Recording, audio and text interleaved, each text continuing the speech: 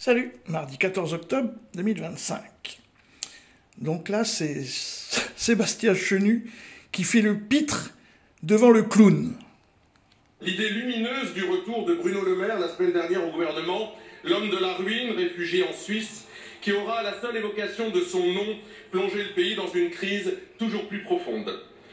Une crise politique qui permit à feu Bruno Retailleau de s'offusquer de l'idée de siéger à côté de Bruno Le Maire, pourtant issu du même parti politique que lui, alors qu'il roucoulait depuis de longs mois entre Manuel Valls et Elisabeth Borne.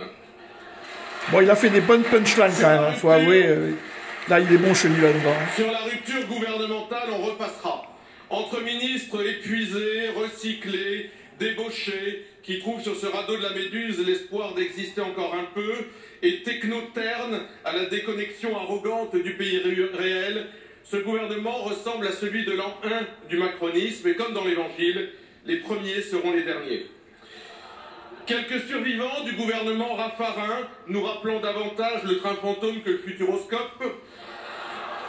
Un ministre de l'économie qui veut la fin du siège de la France au Conseil de sécurité de l'ONU.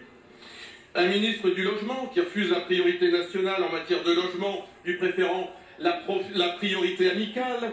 Et quelques ministres LR désormais prêts à cautionner le contraire de ce qu'ils racontent à leurs derniers électeurs. Par ici, la bonne soupe. Si les dernières gorgées dégoûtent les Français, ici LR les avale cul sec. Et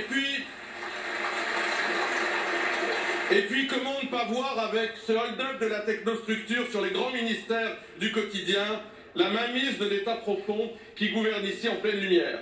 Cela ne serait qu'anecdotique si ces acteurs ne portaient pas des convictions dangereuses, à l'image de la nouvelle ministre de l'écologie, militante anti-nucléaire, renforçant dans cette période de crise l'illisibilité écologique de ce gouvernement. Une écolo barbue, on a déjà vu. Une barbue ministre anti-nucléaire, on veut pas voir. Faut avouer que... Bon, lui, il n'a pas apprécié, mais la dernière, elle est bonne.